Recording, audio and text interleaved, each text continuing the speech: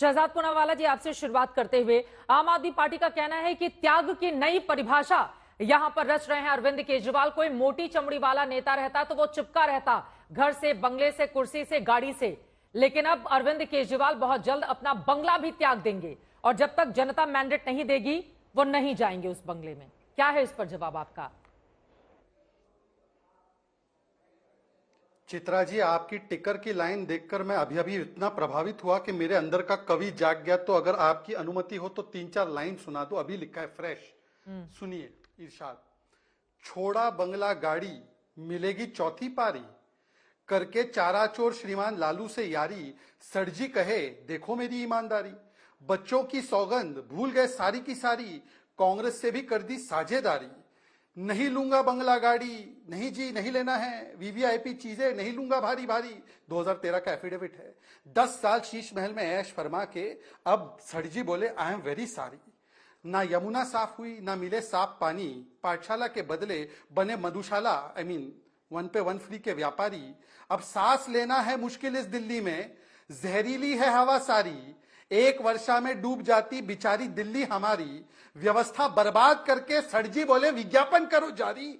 सब मिलके बोलो सड़जी वाह वाह, I am very sorry, I am very sorry. ये है इनका हाल। ये 2013 का एफिडेविट है।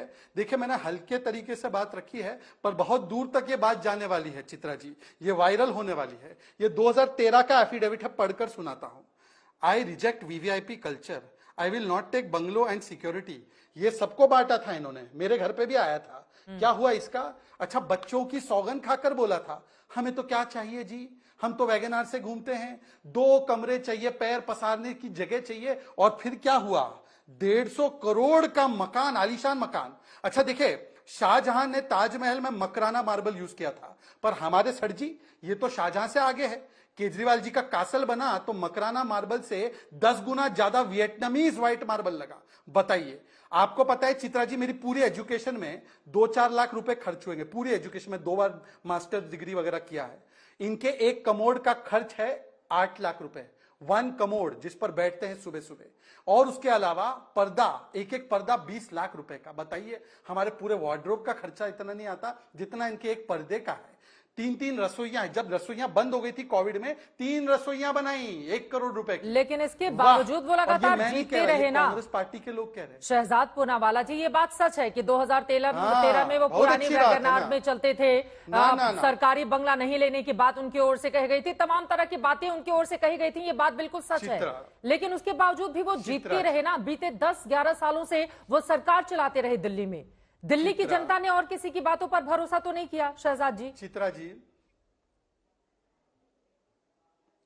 जी, यदि जीत ही सब कुछ है तो फिर इसके आगे एक सौगंध सब लोग, आपके शो पे, आपका शो वैसे करोड़ों लोग देखते हैं, नंबर 1 है तो सभी लोग देखते हैं, इस पे सौगंध खाए। हाथरस बीजेपी जीती, हाथरस उठाना बंद कर दे। उन्नाव में हम जीते, उन्नाव उठाना बंद कर दे। बृजभूषण के बेटे जीत गए, उन्होंने कहा था कि अगर मैं जीत जाता हूं, मेरा बेटा जीत जाता है तो उसके ऊपर ये आरोप मुझ पर ना लगाया जाए, तो ये सौगंध खाए। गुजरात में हम लोग 30 साल से जीत रहे, क्यों बोले गुजरात में सब कुछ बर्बाद है? 55 साल से कांग्रेस पार्टी देश के चुनाव जीत रही थी, तो कांग्रेस ने तो भ्रष्टाचार किया ही नहीं होगा। तो सड़जी जो अपने ऊपर लगा रहे, अब सड़जी ने कहा कि जनता का मैंडेट लेने जा रहा हूं। 3 महीने पहले गए थे और मेरे भाई कुलदीप जी से बहुत दिनों के बाद डिबेट करने का मौका मिल रहा है, मेरे बड़े भाई हैं। कुलदीप जी खुद कांग्रेस के समर्थन के साथ लड़े और 7 में से 0 सीटें आई, मतलब मॉडल भी फेल हुआ और जनता ने मैंडेट सुना दिया। इसीलिए जेल वाला, फिर बेल वाला, अब मिला है प्रॉक्सी सीएम। और प्रॉक्सी सीएम मैं नहीं कह रहा हूं, ये प्रॉक्सी सीएम सौरभ भारद्वाज ने कहा है कि खड़ाऊ सीएम दे रहे हैं।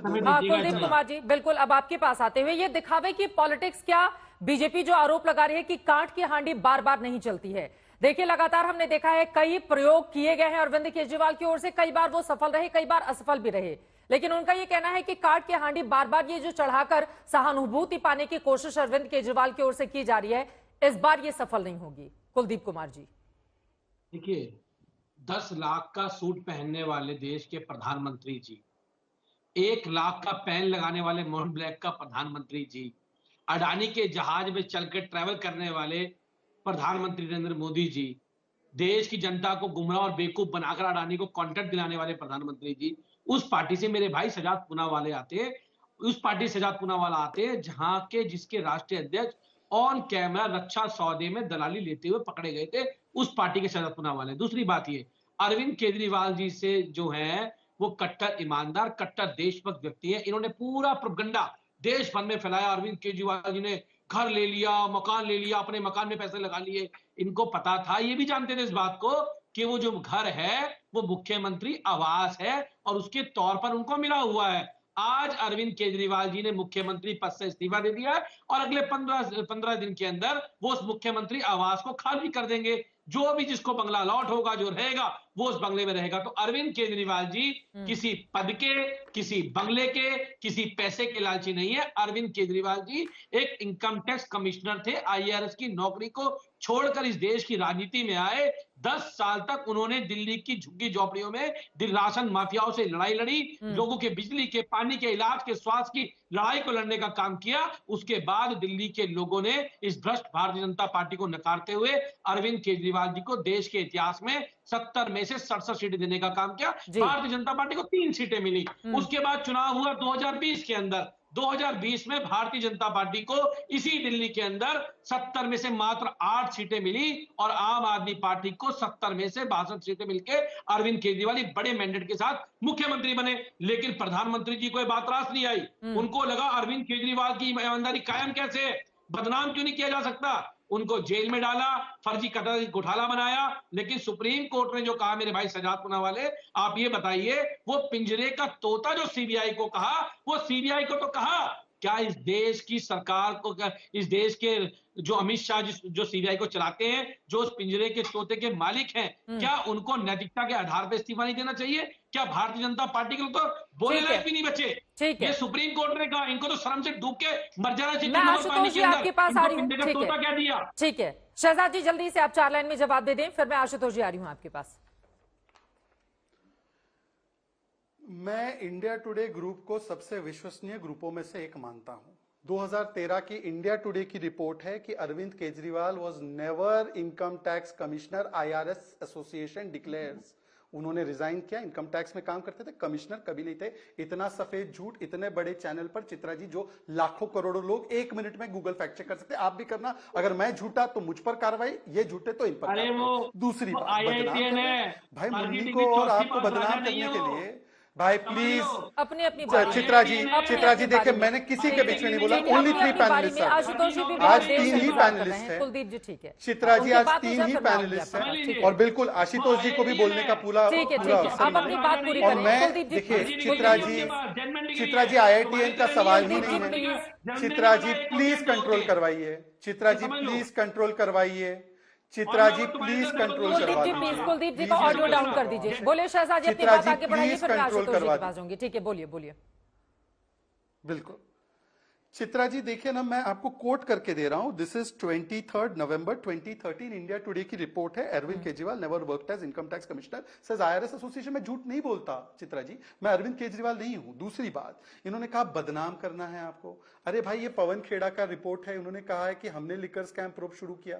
आए दिन बयान आते। आज का अलका लांबा और देवेंद्र यादव जी का बयान देख लो, पर उनका जुलाई का बयान देख लो। बोल रहे 3 C of corruption, cheating and चालबाजी है आम आदमी पार्टी। छोड़ देते उस विषय को भी। तीसरी बात, उन्होंने कहा बंगारू लक्ष्मण, बिल्कुल बंगारू लक्ष्मण पकड़े गए, उन पे आरोप लगा तो उन्होंने इस्तीफा दिया। और वो करप्ट जब कन्विक्ट हुए तब वो भारतीय जनता पार्टी में नहीं थे। लालू आज भी है और आपका अलायंस उनके साथ। और आखिरी चौथी बात अडानी पर, क्योंकि घूम फिर के अडानी पे आते हैं, तो ये अडानी के तो आपके मित्र कांग्रेस में भी है, ये शरद पवार के साथ भी अडानी है, ये ममता दीदी के साथ भी अडानी है।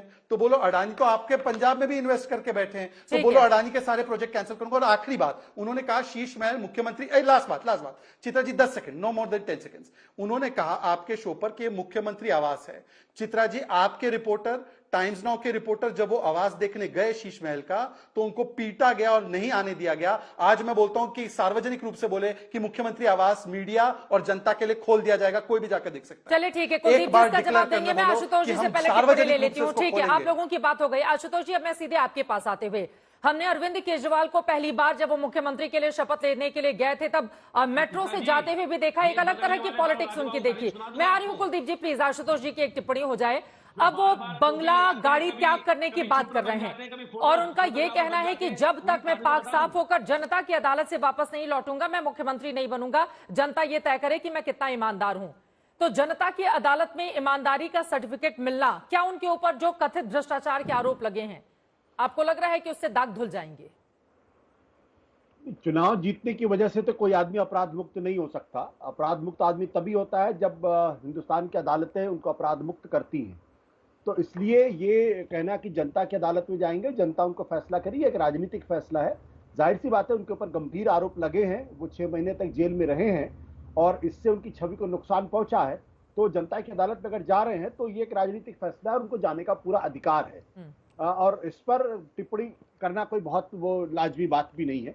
लेकिन दूसरा प्रश्न ये है कि ये बात बिल्कुल सच है कि अरविंद केजरीवाल ने जब अपनी राजनीति शुरू की थी तब वो बंगला पॉलिटिक्स को या बंगला में रहने वालों को वो उचित नहीं मानते थे। साफ तौर पर कहते थे कि नेताओं को बड़े बड़े बंगलों में रहने की जरूरत क्या है, उनको 2 कमरे के फ्लैट पे रहना चाहिए। और 2015 में मुख्यमंत्री बनने के बाद 2 कमरे के फ्लैट, 2013 में मुख्यमंत्री बनने के बाद वो 2 कमरे के फ्लैट में गए भी थे तिलक मार्ग के, और वहां वो रहे भी थे। अब वहां के बाद से जिस तरीके से मुख्यमंत्री आवास में पैसा खर्च किया गया वो सारी दुनिया ने देखा है, सब उसको समझते हैं और ये एक तरीके का उनकी पॉलिटिक्स में एक डाइवर्जन है। और अगर वो नहीं करते तो शायद ज्यादा बेहतर रहता, क्योंकि उनकी छवि एक ऐसे नेता की थी जो भ्रष्टाचार से लड़ रहे थे और जो भ्रष्टाचार से लड़ते हुए देश की व्यवस्था को बदलने की बात करते थे। अगर उसमें उनके ऊपर इतने गंभीर आरोप लगते हैं और शीश महल जैसी बात सामने आती है तो जाहिर सी बात है उनकी छवि को नुकसान पहुंचता है इसकी वजह से।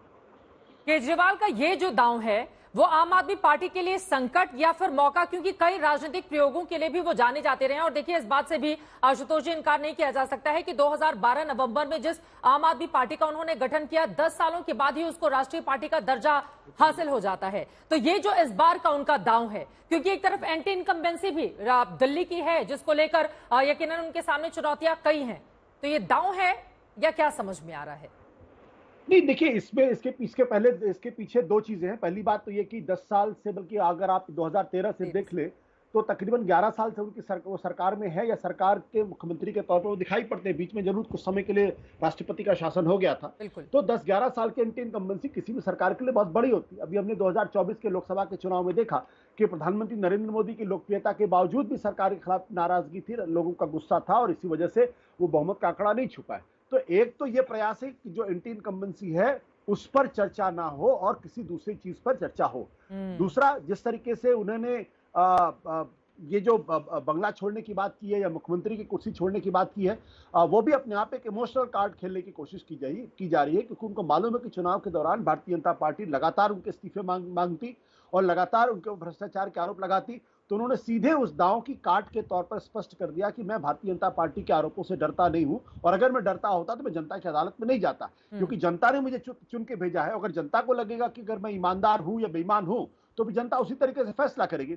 ये प्योरली पॉलिटिकल फैसला है और भारतीय जनता पार्टी की रणनीति को एक तरीके से न्यूट्रलाइज करने की कोशिश है। आपको याद होगा जब वो जेल में थे तो और जेल से बाहर जब आए तो लगातार भारतीय जनता पार्टी ने उनका इस्तीफा मांगा कि आप अपने पद से इस्तीफा दिए, तो सुप्रीम कोर्ट ने आपके काम करने पर प्रतिबंध लगा रखा है, आप मुख्यमंत्री के तौर पर अपने काम को नहीं कर सकते।